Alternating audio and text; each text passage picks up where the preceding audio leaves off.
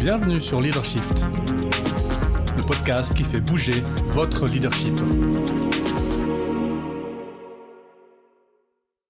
Bonjour, c'est Vincent. Bienvenue dans un nouvel épisode de Leadershift. Je suis tombé par hasard en regardant une revue qui s'appelle Human Resource Management, donc une revue scientifique où des gens publient des articles de recherche sur, dans ce cas-là, le management des ressources humaines. Un article qui s'intitule « Explorer les représentations du management des ressources humaines comme un sale boulot moral, une étude de film ». Alors, vous savez que j'aime bien les films, les histoires. On a eu quelques épisodes consacrés au fameux bouquin de Christopher Vogler sur les histoires, leur structure, etc. Et je me suis dit, bon, de quoi il s'agit ? Les RH, un sale boulot, un sale boulot moral, ou du coup qui devient immoral. De quoi s'agit-il ? L'introduction de l'article, donc que j'ai traduit, donne à peu près ça. La profession RH a des problèmes de légitimité sociale en raison de son orientation explicite en faveur des entreprises et du marché, et de son peu d'intérêt pour les employés et la société dans son ensemble. La profession RH souffrirait donc d'un défaut de légitimité sociale, voire d'une stigmatisation. Alors, déjà, rien que l'introduction mérite débat, il mérite question, il mérite discussion, parce que j'ai beaucoup de mes collègues, des gens avec qui je travaille, qui je pense ne se reconnaîtraient pas du tout dans ces descriptions-là. On pourrait imaginer que ça correspond peut-être à une conception des ressources humaines qui vient plus des très grandes entreprises. Mais je trouvais quand même intéressant de vous en parler, puisque ça pose, à mon avis, quand même quelques questions intéressantes. Et donc, ce que les chercheurs ont fait, c'est qu'ils ont étudié 28 films qui représentent des pros des ressources humaines. Et donc, en fait, la thèse, si vous voulez, sur laquelle ils partent, ils essayent de démontrer, en fait, c'est que la raison pour laquelle il y a cette stigmatisation, c'est parce que les gens considèrent que le travail RH est un travail immoral. Et donc, en fait, le résultat de l'étude, c'est qu'effectivement, certains des personnages RH analysés, alors généralement ceux qui jouent un rôle de protagoniste dans l'histoire, réalisent l'immoralité qui affecte leur travail, et donc décident de s'en distancer. On verra comment plus tard. Alors, c'est là où c'est intéressant, c'est qu'on pourrait se poser la question, qu'est-ce qui peut, ou qu'est-ce qui doit, ou qu'est-ce qui devrait, ou pas être un travail immoral dans le travail d'un ou d'une personne des ressources humaines. Et donc, il développe un nouveau concept, alors un nouveau concept dans le monde scientifique, qui est justement l'idée de sale boulot moral, donc de boulot immoral. Alors, il donne 4 exemples, 4 critères sur lesquels on pourrait savoir est-ce qu'on fait effectivement un sale boulot moral ou pas. Le premier, c'est des responsables RH qui sont socialement irresponsables et qui licencient des gens à tour de bras, sans franchement s'occuper de savoir si ces gens-là peuvent retrouver un boulot ou pas. Alors par exemple, je sais que dans ma région, c'est assez peu le cas. Les employeurs ont plutôt une bonne conscience sociale, et donc typiquement, moi j'entends des gens qui disent « oui, mais bon, tu sais, il a 62 ans » ou « elle a 62 ans ». Donc, je dirais que ça, dans la région ici, ça semble peut être le cas, mais je peux bien imaginer que dans un environnement où finalement les RH connaissent peu les personnes avec lesquelles elles travaillent, ça peut devenir plus facile, puisque manque de contact, donc déshumanisation beaucoup plus facile. Je peux imaginer que ça peut arriver. Deuxième critère, des entretiens qui simulent des entretiens de sélection lors des réductions d'effectifs. Vous savez, on l'a peut-être vécu pendant la Covid. Il y a eu des licenciements économiques, et du coup, on fait semblant de faire des entretiens, alors qu'en fait, la liste noire, on l'a de toute façon en tête, et puis on sait de qui on va vouloir se débarrasser. Alors là, je crois que ça peut-être concerner certaines personnes, même ici dans la région, d'avoir un peu des gens dans le nez, et finalement de profiter finalement d'avoir un dégraissage, vous imaginez ce terme absolument horrible, mais qui était utilisé dans les années 90 et le début des années 2000, une réduction d'effectifs, comme on dit, de manière quand même un peu plus langue de bois. Troisième critère, des RH qui contribuent à normaliser le harcèlement sur le lieu de travail. Alors ça, je l'ai vu. Ça, j'ai vu des RH qui, effectivement, sont tout à fait OK avec du harcèlement moral, de la mise sous pression, etc. Alors, pas le harcèlement sexuel en général, mais de harcèlement moral. Oui, ça, je sais que ça existe parce que je l'ai vu. Et donc, un critère pour savoir, un bon critère pour savoir si effectivement on fait un sale boulot ou pas. Et le dernier, qui m'a fait rire parce que j'en suis un peu responsable aussi, c'est la commérage qui ressemble à de la propagande de régime totalitaire. Ça m'a fait rire parce que ça m'a posé question. Quand on travaille sur la culture d'entreprise, sur les valeurs d'entreprise, on a tendance à faire des messages ou à laisser une marge de manœuvre aux gens qui est quand même assez petite. C'est genre tu t'alignes ou t'es dehors. Et ça, c'est la définition d'un régime totalitaire. Donc, voilà, sur les 4, donc responsable RH socialement irresponsable, simulation d'entretien de sélection lors de réduction d'effectifs, normalisation du harcèlement ou de la pression indue, et puis communication propagandiste, je me suis dit que ça pouvait quand même donner à chacune d'entre nous l'occasion de se poser la question, mais finalement, est-ce qu'il y a une partie de mon boulot qui est, entre guillemets, du sale boulot, et donc un boulot immoral? Alors, ce qui est intéressant, c'est que tous les métiers ont une part de sale boulot. Je sais pas, un boulanger, qu'est-ce qu'il fait avec les invendus? Il jette. Ok, ça c'est une partie du sale boulot. Un peintre, peut-être qu'il cache des fois un peu des choses dans les coins, dans les angles, ou des fissures, je ne sais pas quoi, parce que, voilà, c'est comme ça. Donc tous les métiers ont une part de sale boulot. En revanche, ce qui est particulier pour les RH, c'est que la population, la perception populaire, donc, qui est la perception des collaborateurs et des collaboratrices qu'on a dans l'entreprise, puisque par définition, mais regarde ces films, ils entendent cette musique, ils lisent ces livres, c'est que soit les RH aiment les gens, sont du côté des gens, sous-entendu contre les patrons, alors qu'en fait elles sont payées par ces patrons. C'est un côté, perception populaire, les RH sont gentils, ou, d'après ce que j'ai compris quand même de manière beaucoup plus fréquente, les RH sont du côté des patrons parce que payés par les patrons. Et donc là, on a une espèce de dichotomie un peu intéressante avec... moi, je pose des fois la question, quand je rencontre de jeunes personnes, des questions à faire, j'aimerais bien faire des ressources humaines, et je pose la question pourquoi, et que la réponse c'est parce que j'aime les gens. Je pleure à l'intérieur un peu, parce que je ne sais pas si c'est une raison...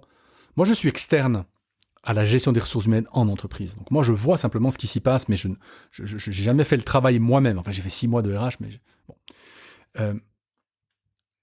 Je suis pas sûr que les professionnels que je connais, les directeurs, les directrices de ressources humaines, diraient aujourd'hui « j'ai du succès dans les ressources humaines parce que j'aime les gens ».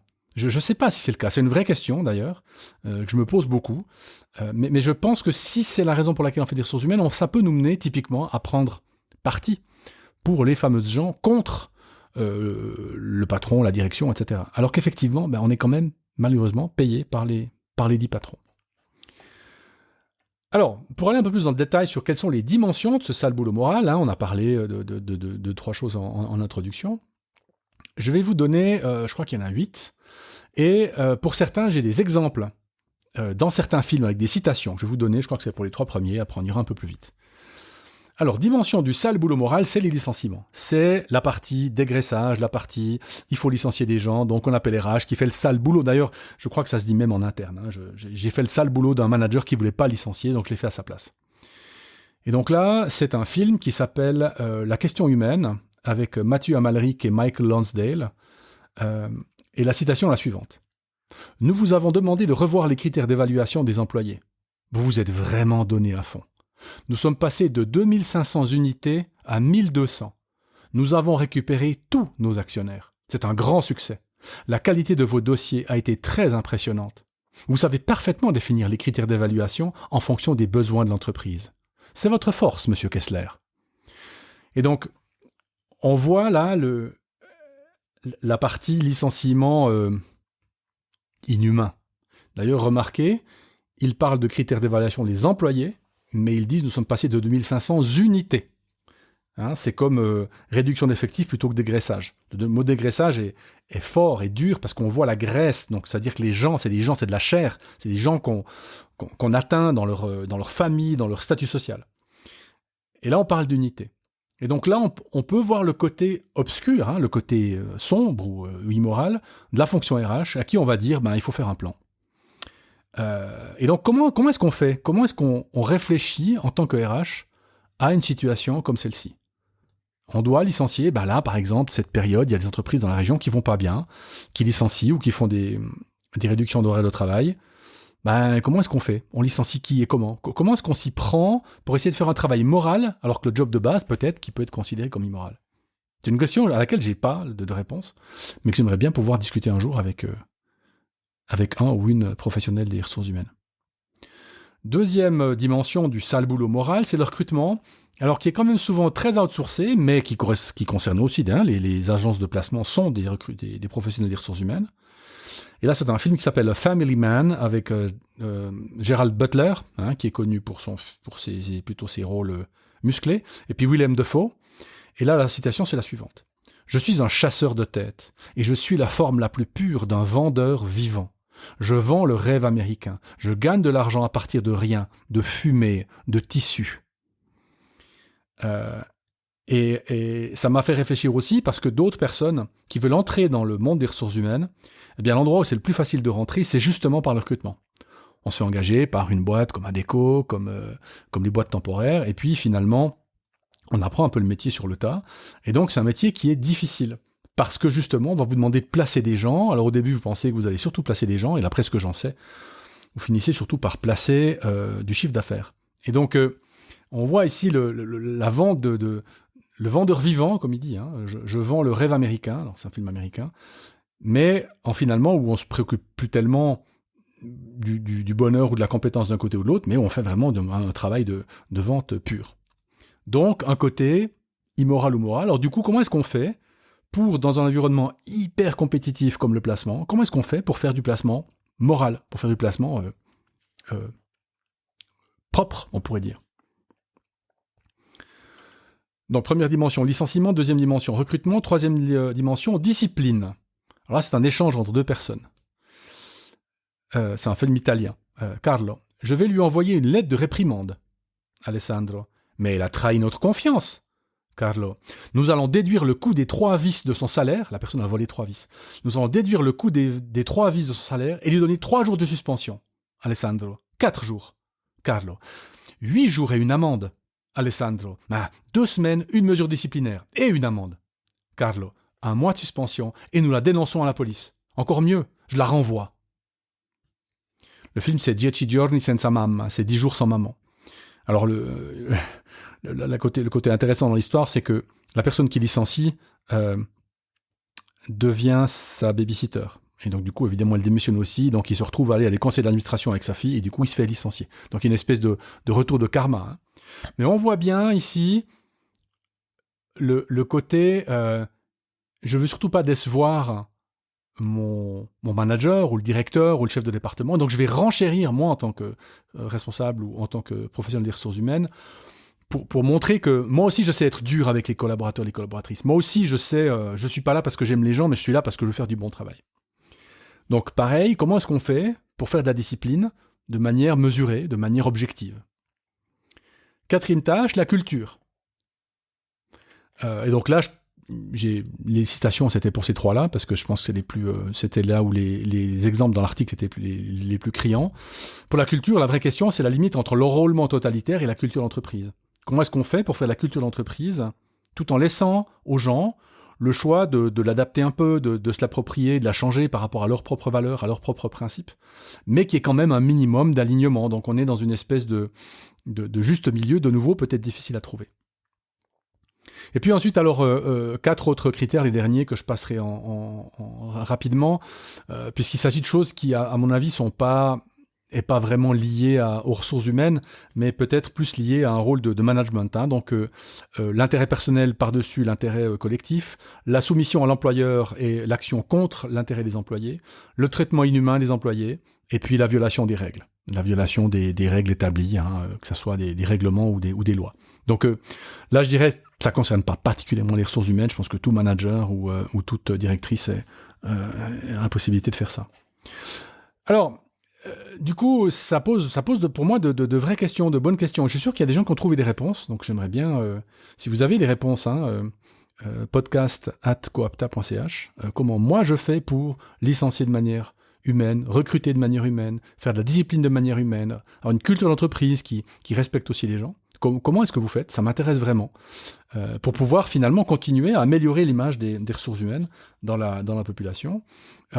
Parce que finalement, on pourrait se poser la question de se dire, mais en fait, c'est soit ou bien. C'est soit je suis du côté des employés, soit je suis du côté de l'employeur.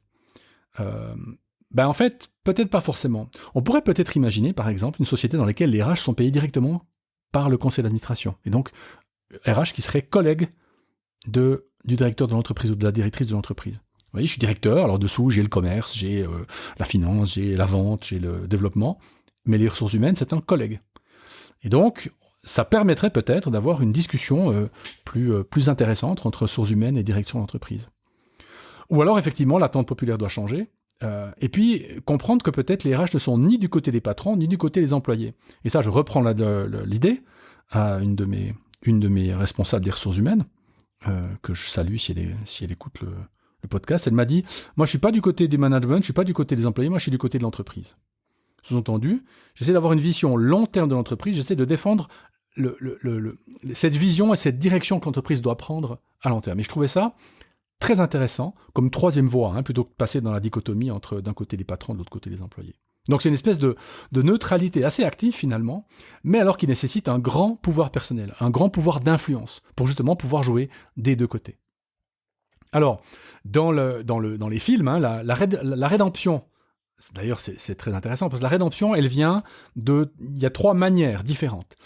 La première, c'est de sortir du système complètement. Et si vous vous souvenez, un très bon film, Up in the Air, avec Anna Kendrick, elle sort, elle démissionne, et donc c'est une des manières de sortir du système, c'est je quitte l'entreprise. Deuxième manière d'avoir cette rédemption, c'est de réformer de l'intérieur. Alors, de nouveau dans Up in the Air, vous vous souvenez du personnage de George Clooney, qui est Ryan, qui lui prend une approche un peu plus humaine dans les licenciements. Et continue à travailler pour l'entreprise qu'il emploie. Et puis le troisième, la rédemption vient de le réformer de l'extérieur, donc de résister, de se confronter, mais de l'extérieur. En créant une association ou que sais-je. Et donc, alors, vous me voyez peut-être venir, mais je pense qu'effectivement, la manière, ça va dépendre peut-être aussi de vos appétences, de vos compétences, mais je pense que la meilleure manière de réformer le système, je pense, c'est quand même de l'intérieur, et c'est aussi une des parties pour lesquelles je fais ce travail. On essaye d'aider les professionnels des ressources humaines à faire progresser leurs entreprises. On se met avec elles, et on essaie de travailler avec elles sur l'amélioration des conditions de travail, du développement des collaborateurs, des collaboratrices, etc. Et donc, je trouve intéressant de faire ce travail dans ce sens-là, de l'intérieur. Et d'ailleurs, c'est la conclusion, une des conclusions de l'article que je vous donne avant de la commenter. Donc, je cite: « Les professionnels RH devraient se rendre compte que leur focalisation croissante et leurs efforts pour obtenir une légitimité interne de la part des dirigeants les ont amenés à être perçus comme privilégiant un agenda managérial aux dépens des employés et des autres parties prenantes, comme le montrent clairement les représentations cinématographiques. Par conséquent, les praticiens des ressources humaines devraient consacrer leurs efforts à la recherche d'un nouvel équilibre entre le besoin d'être stratégiquement pertinent et la nécessité de garantir la satisfaction et le bien-être des employés et des parties prenantes. » C'est le commentaire de l'article avec lequel il termine une section, et je pense, en connaissant beaucoup de personnes des ressources humaines, en tout cas dans ma région, je pense que si je leur disais ça, je pense qu'elles diraient « Ouais, je crois que c'est ce que j'essaye de faire un peu tous les jours. » C'est d'avoir d'un côté le côté stratégique, pertinent, et de l'autre côté, la satisfaction, le bien-être des employés, parce que personne d'autre s'en occupe vraiment, forcément. Et donc, j'aime bien cet équilibre de réforme de l'intérieur, et du coup, d'une image qui va changer dans le bon sens, puisque les gens s'apercevront, ma RH, elle est ni de mon côté, ni du côté des patrons, mais voilà, c'est quelqu'un qui fait la part des choses. Et ça, il me semble, je pense, de l'extérieur, que ça peut être un des plus beaux compliments qu'on pourrait faire à un ou une professionnelle des ressources humaines. Et finalement, plus globalement, peut-être que c'est le moment de philosopher sur le travail, sur qu'est-ce qui est éthique dans le travail, la relation des gens au travail, la relation de la hiérarchie, etc. Puisque toutes ces questions sont des questions qui n'ont pas de réponse absolue, immédiate, mais qui sont des questions de réflexion entre nous. Donc si vous avez des questions, des commentaires, volontiers, podcast@coapta.ch. Voilà, un épisode un peu plus long que d'habitude, avec mes excuses, et je vous retrouve la semaine prochaine. Ciao.